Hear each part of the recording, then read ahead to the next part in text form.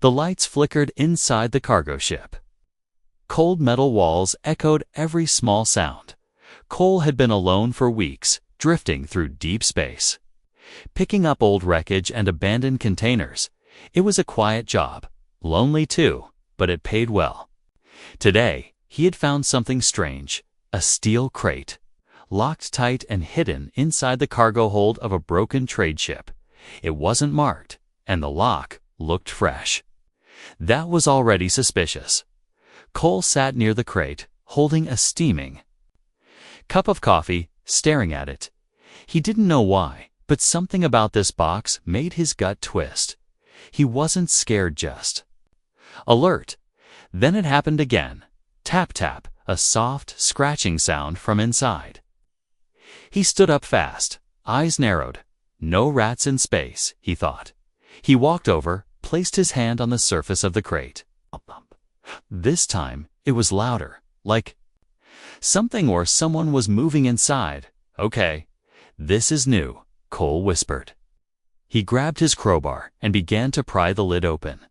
The lock creaked, metal bent, and with one hard pull it popped off. Steam hissed out as cold air escaped. Inside was a small blanket, and under it, something moved. Cole stepped back, weapon ready, then the blanket shifted. A tiny figure sat up. Blinking in the light, it was no bigger than a human baby, but clearly not human. Silver skin, long ears. Large black eyes filled with fear. The creature looked at Cole, froze, and suddenly screamed, "No. Please, don't eat me." Cole froze, crowbar halfway raised. He stared, confused. What? He muttered. The little alien girl scrambled to the back of the crate. Covering her face, she was shaking badly, mumbling the same thing again and again. "Don't eat me, please. I don't taste good. I'm too small. Please." Cole dropped the crowbar, gently, raising both hands. Hey, calm down. I'm not going to eat you." He said slowly, "I'm human, yes, but I don't eat people or aliens or anything alive." She peeked through her fingers, eyes still wide. "You. Not Mateater."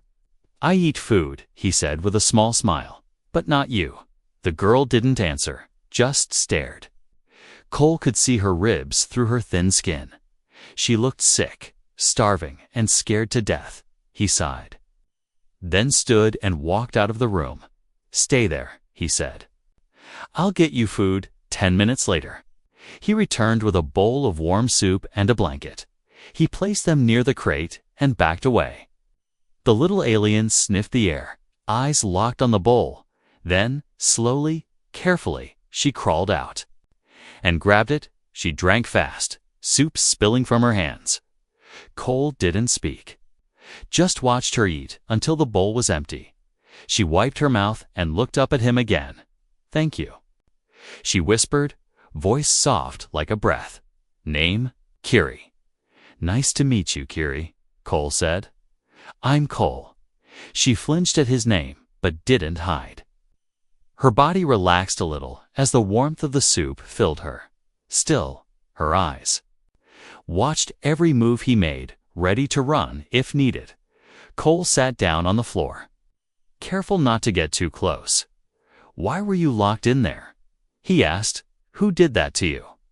Kiri hugged her knees, rocking a little. "Bad people." She whispered, "Sell small ones. Hide us in boxes, trade us for credits. Said humans pay most." Cole's jaw tightened. He had heard dark rumors about alien slave traders, but never believed it fully. Now, one was sitting right in front of him. "They told you humans would eat you?"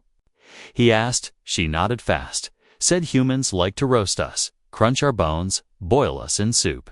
He stared at her in shock, then looked at the empty bowl she just drank from. "Well, that's disturbing," he muttered.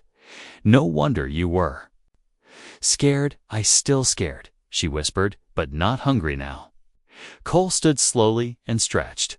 "You can sleep in the bunk if you want," he said. "No locks, no boxes, just soft bed." Kiri didn't move, just stared at him with big eyes. Then finally she spoke again. "If I sleep, you not cook me in sleep?" Cole let out a short laugh, not mocking, just surprised. "No, Kiri," he said. "I promise I won't cook you. Not now, not ever." She watched him for a long moment, then nodded. And for the first time since she came out of that crate, she smiled just a little. Cole turned to leave, but as he reached the hallway, he heard soft footsteps behind him. He looked back. Kiri was following him, still afraid, but not alone anymore. The ship was quiet again, except for the soft hum of the engine. Cole sat at the control panel, pretending to read a data screen. But his eyes kept drifting to the hallway. He could feel her tiny footsteps whenever she walked nearby. She stayed close now, never speaking much, but always watching.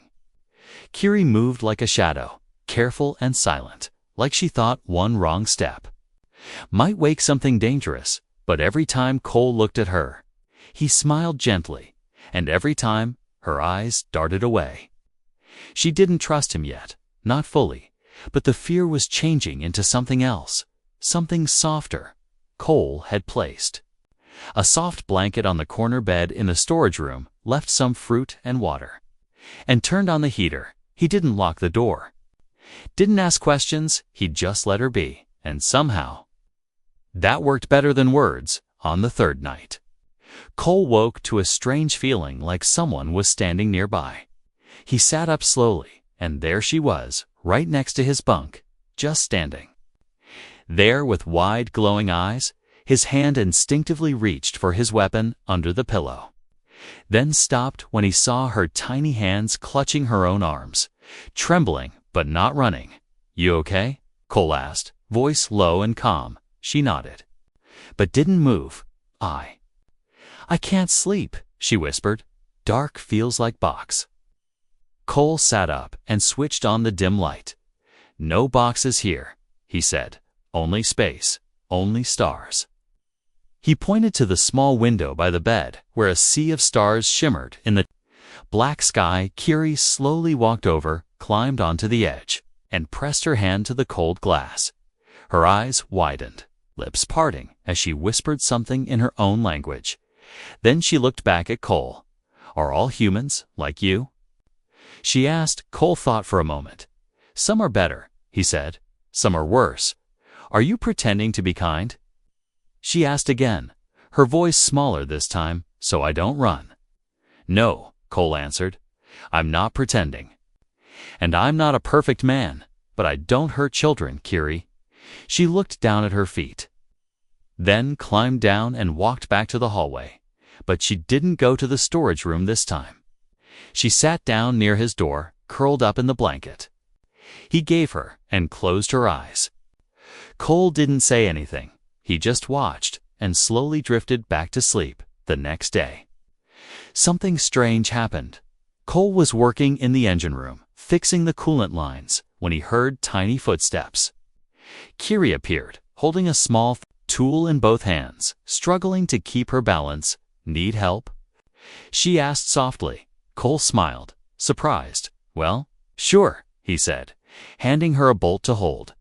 "Just keep that still." She nodded, sitting beside him, her thin fingers carefully holding the metal as he worked.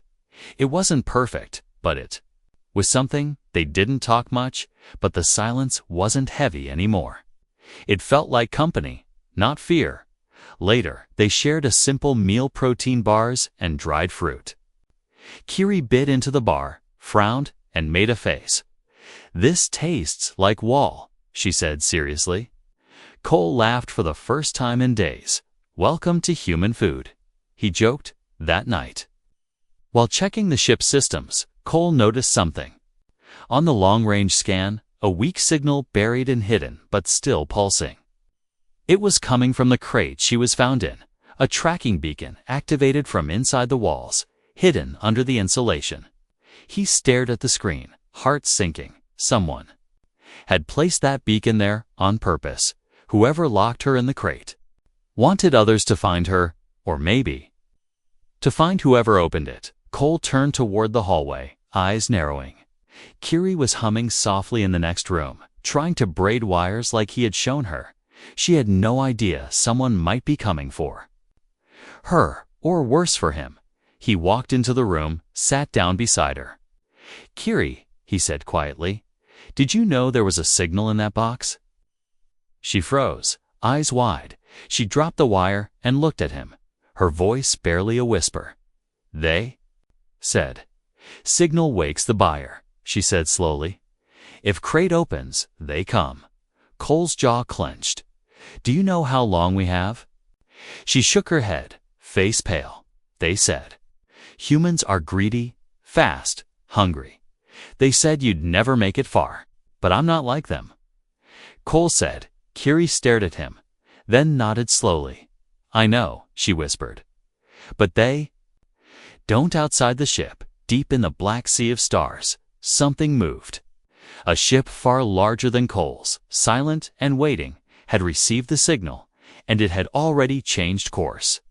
The hunt had begun, and Cole had no idea what was coming next. The lights inside the ship dimmed for just 1 second. It was a small flicker, almost nothing, but Cole felt it in his bones. He looked up from the screen, his hands frozen over the controls. Then he tapped the console again, checking the ship's perimeter systems. Something wasn't right. The long-range radar beeped soft but steady. A new signal had entered the outer edge of the system. No ID, no signature, no response. Silent, cold, and slowly heading their way. Cole narrowed his eyes, zooming in. The ship was massive, bigger than any patrol or cargo vessel. Its shape was sharp. Like a hunting bird with wings folded back, it moved like it was gliding through water, smooth and silent. And it was coming directly toward them. He stood up and locked the cockpit door without saying a word. Then he moved quickly down the hallway, toward the sleeping quarters. Kiri was lying on the bed now, wrapped in a blanket, her tiny face calm for once. She looked up as he entered, her smile small but real. "You're walking fast," she said softly. "Is something broken?" Cole didn't answer.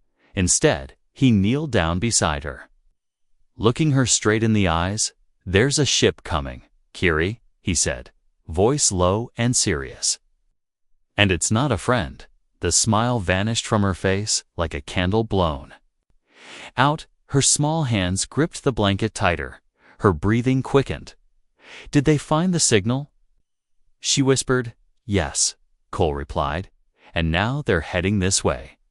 Kiri slid off the bed and stood barefoot on the cold floor. Her eyes searched his face like she was trying to read something more than words. You should put me back in the crate," she said suddenly. "Hide me, lock me in again. They won't hurt you if you give me back." "No," Cole said, standing up. "I'm not locking you in anything ever again, but they'll kill you." She cried. "They think humans eat us. They hate you already." Cole walked over to the wall and opened a hidden drawer. Pulling out a blaster and 2 smoke grenades, he checked the charge, then strapped them to his belt. "I've dealt with raiders before," he said. "I'm not giving them you. And I'm not dying today either." Kiri's small voice cracked. "You don't understand. They're not just raiders. They have collars, cages, shock rods. They use them on me, on others smaller than me." Cole paused, hand tightening around the grip of the blaster. Something inside him lit up anger. Sharp and burning. Not fear, not panic. Just something cold and dangerous. "They're not getting close enough to use them," he said flatly. She looked at him again, her voice barely a whisper now. "Why are you doing this?" she asked. "Why would you fight for someone like me?"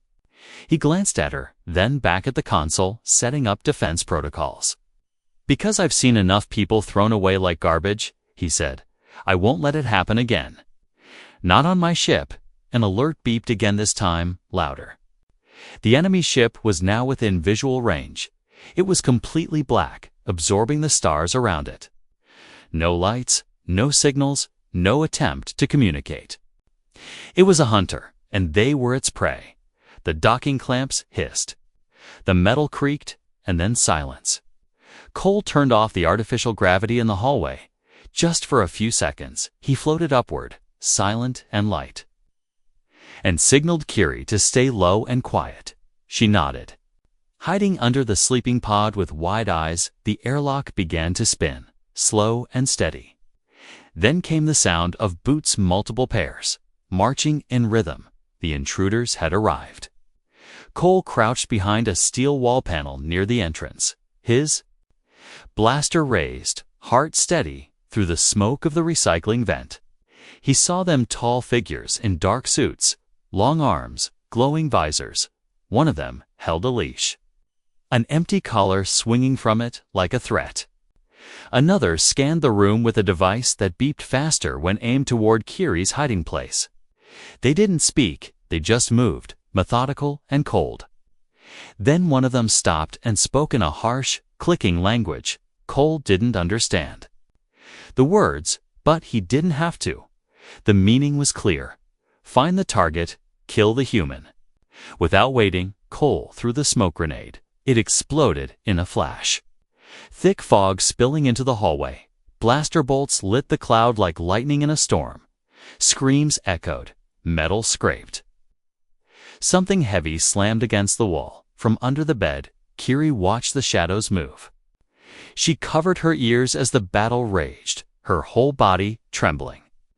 Then a figure dropped beside her body, limp and still. Armor cracked open. Her breath caught in her throat. Moments later, Cole's voice called out, low but clear. Kiri, it's safe for now. Come out. She crawled out slowly, coughing from the smoke. Cole stood there, clothes torn, arm bleeding, but alive. 3 raiders lay unconscious behind him, their weapons kicked away. He looked at her and gave a tired smile. They weren't ready for a human with a plan. But his eyes drifted toward the console again. More signals were blinking. Another ship, or maybe more. This wasn't over. Not yet, asterisk. The hallway lights were flickering now. Half the ship running on backup power. Cole stood near the broken airlock, breathing hard. Smoke curling off the barrel of his blaster. His shirt was torn, blood running down his arm. But his eyes were sharp, watchful, ready. Behind him, Kiri peeked out from behind a storage crate, her small fingers clutching the metal tightly.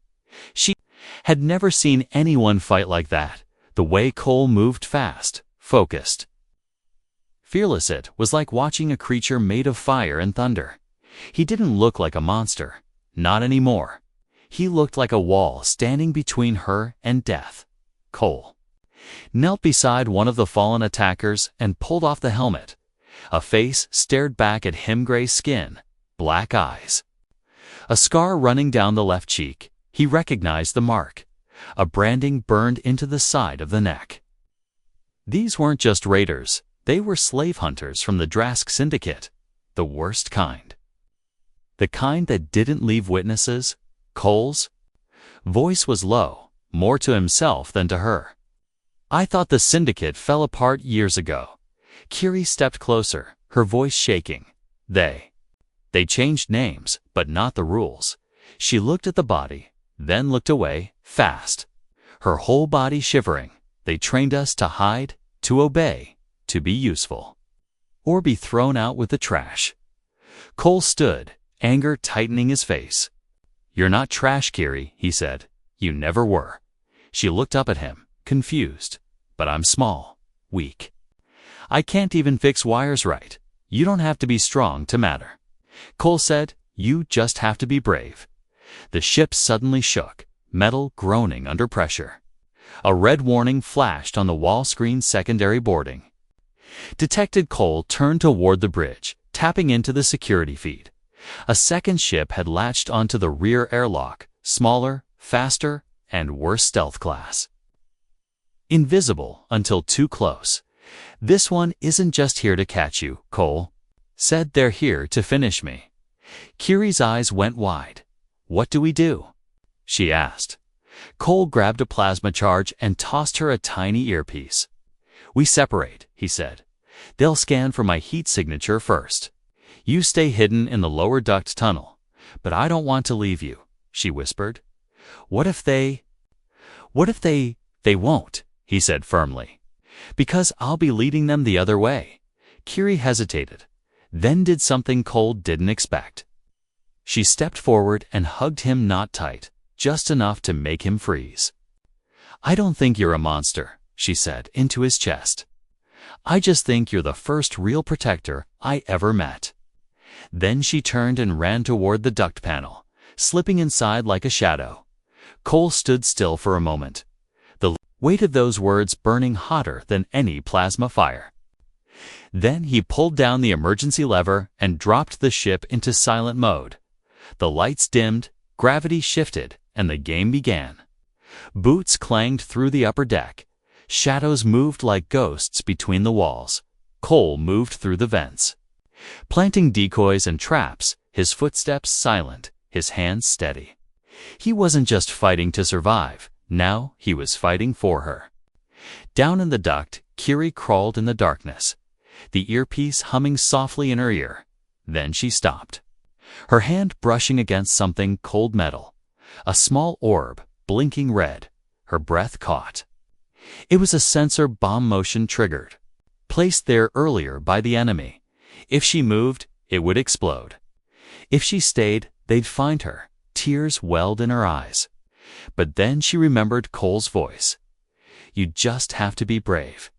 She took a breath, reached slowly into her belt, and pulled out a tool he gave her, a signal disruptor.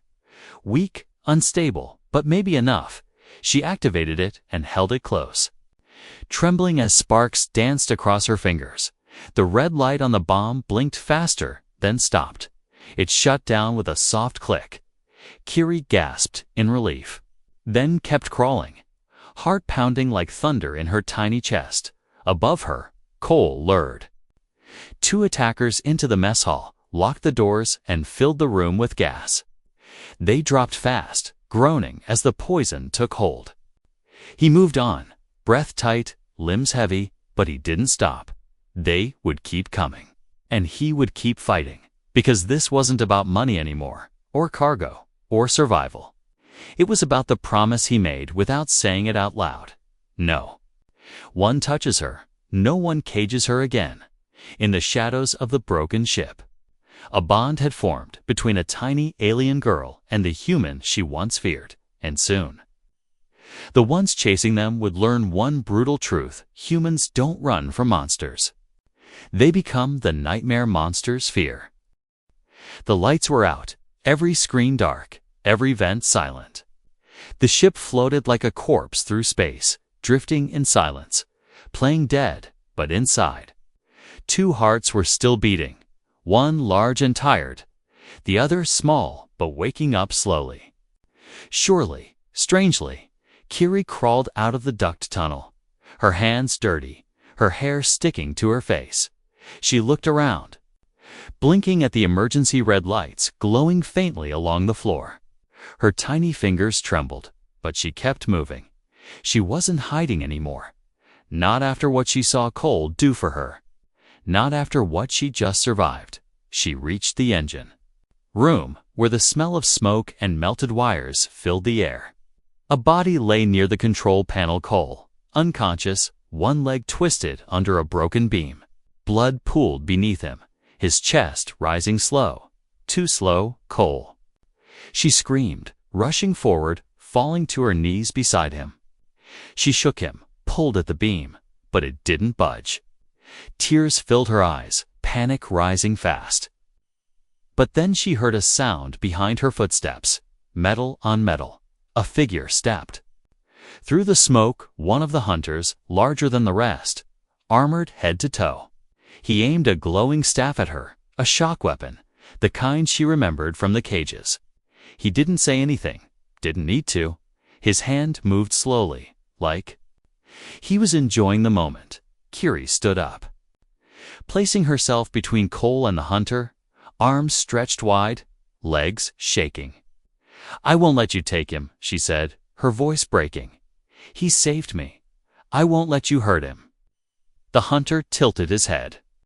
Confused at first, then he raised the weapon. Kiri closed her eyes and braced for pain, but it never came. Instead, something inside her chest pulsed once. Then again, stronger each time. The air around her began to hum. The metal walls vibrated. The red light flickered wildly. She opened her eyes, and they glowed. A deep blue light shone from her pupils. Her skin pulsed with energy like lightning under her flesh. The hunter took a step back, suddenly unsure. Then Kiri raised one hand and the world cracked. A shockwave burst from her like a silent scream, invisible but unstoppable. The hunter was thrown backward, crashing through two walls before slamming into the far hall. His armor sparked, his limbs twitching, then still. Silence returned, broken. Only by Kiri's breathing, fast and shallow, she fell to her knees again. The light fading from her body, her fingers touched Cole's face. Warm but weak. "Don't die," she whispered. "Please, not now." The ship's AI flickered online.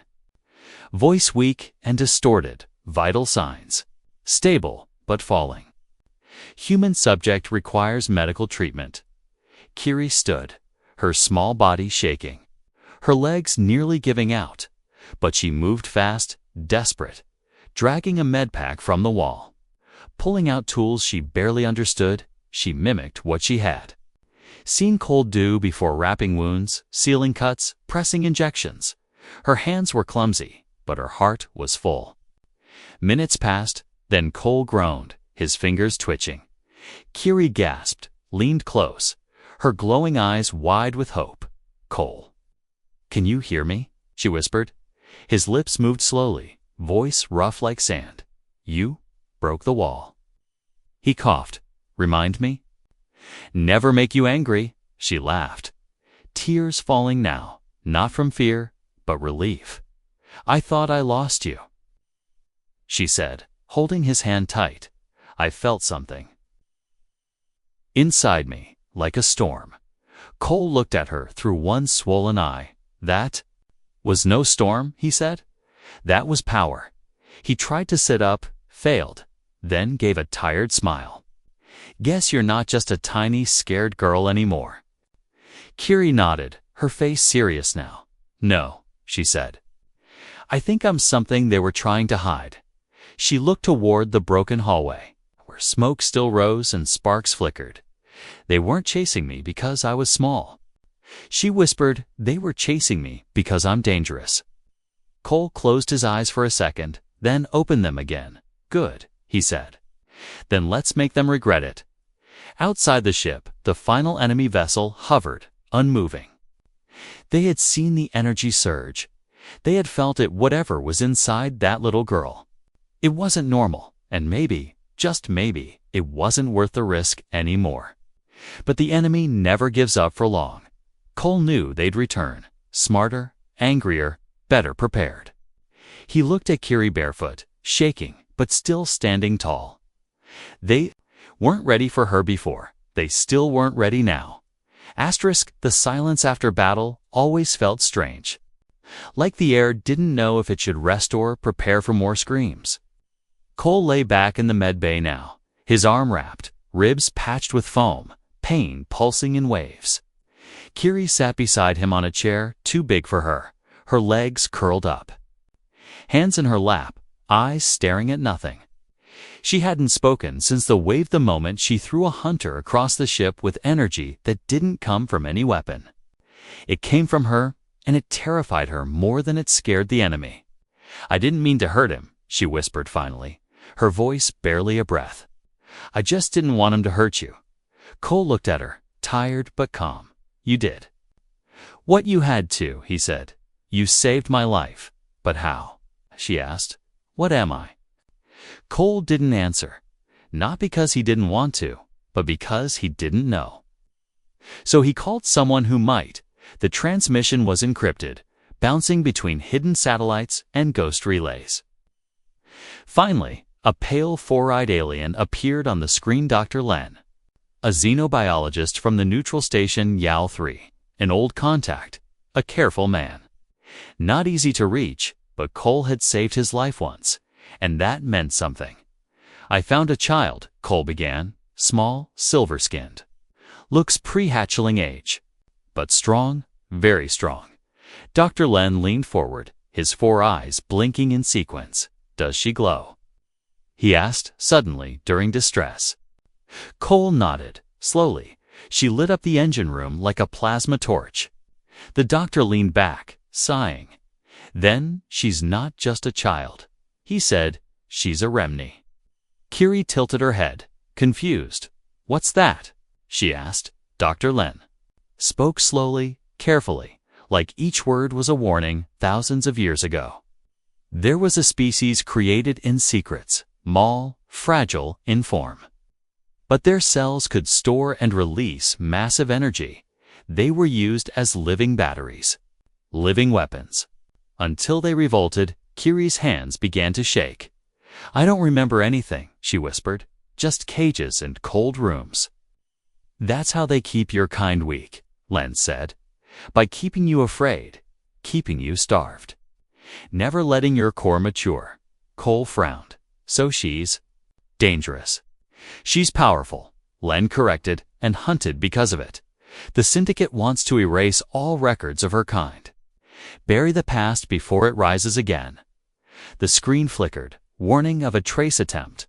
Len cut the signal fast, leaving behind silence and static. Kiri looked down, not moving. "So I was never a real person," she said. "Just a thing someone made." Cole sat up, grimacing. "You're real to me," he said.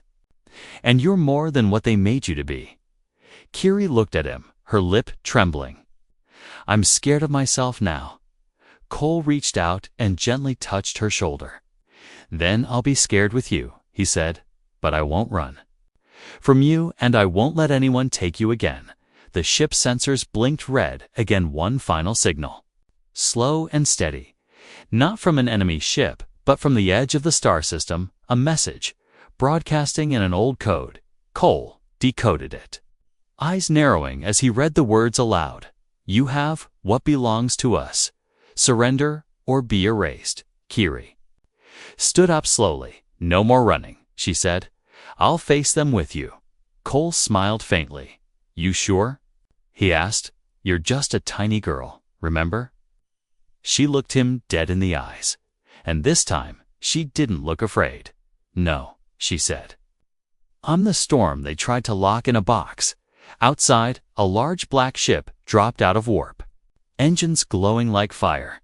It was the Syndicate's command vessel, and it had come for one purpose: to take her, or destroy everything trying to protect her inside the small cargo ship. Kiri closed her fists and stepped toward the main deck. She wasn't hiding anymore. Whatever she was, weapon Remni, child, she was done being afraid of it. The stars outside the ship were still, watching. No wind in space, no sound, only the slow, deadly arrival of the Syndicate's command vessel. It hovered just beyond the asteroid field, its body black as coal, edges glowing faint red like embers of a dying fire. Inside that ship were hunters, commanders, machines, and orders.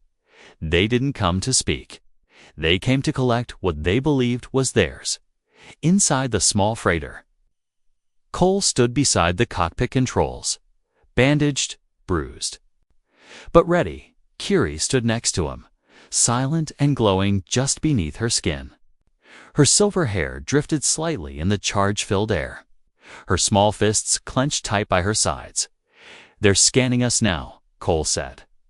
"No doubt they'll breach in minutes. I won't let them hurt you," she replied, her voice calm. Too calm for a child, not afraid, not anymore.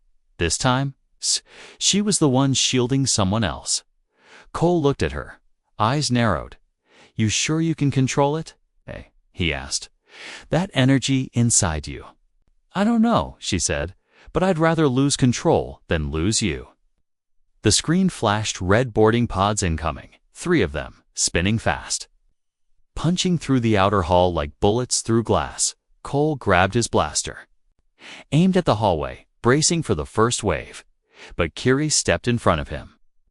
"Let me try something first," she said, eyes beginning to burn like twin stars. Then she walked into the smoke alone. The first enemy broke through, a tall hunter in black armor. Shock blade ready, he saw her, hesitated just for a second. Too late. The air around Kiri twisted light, bent, and time seemed to freeze with one step forward. She raised her hand. The air cracked. A wall of force threw the hunter back into the wall.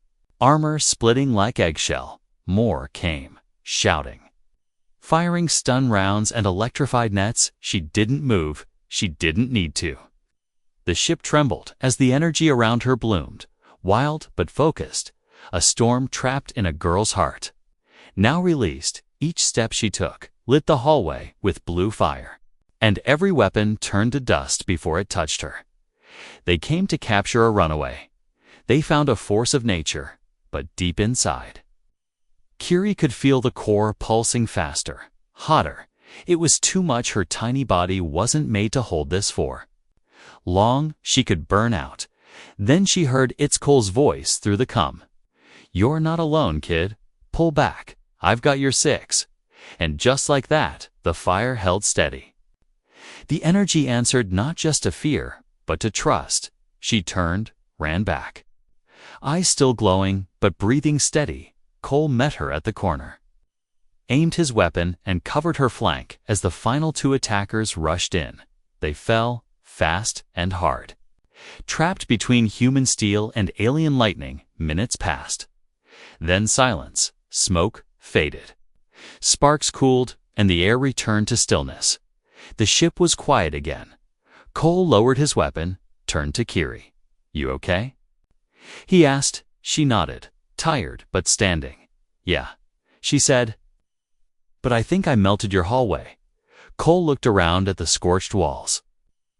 Half a console still smoking. He chuckled, then winced, grabbing his ribs. "Totally worth it," he said. Later, after repairs began and the danger was gone, Cole sat in the cockpit, watching the stars. Kiri sat beside him, sipping a hot drink, wearing one of his spare flight jackets that swallowed her whole. They didn't speak much, just sat in the quiet together. Finally, she looked at him and whispered, "Are we going somewhere now?" He smiled, eyes still on the stars. "Somewhere far from here," he said. "Somewhere they'll never put you in a box again." She leaned her head on his arm, eyes half closed. "I'm glad you didn't eat me," she said sleepily. Cole laughed, soft and low. "Me too, kid," he whispered. "Me too." Far behind them, the Syndicate's ship drifted dark and broken, and in its data logs, a new warning had been written in red text: "Do not approach the storm walks beside." The human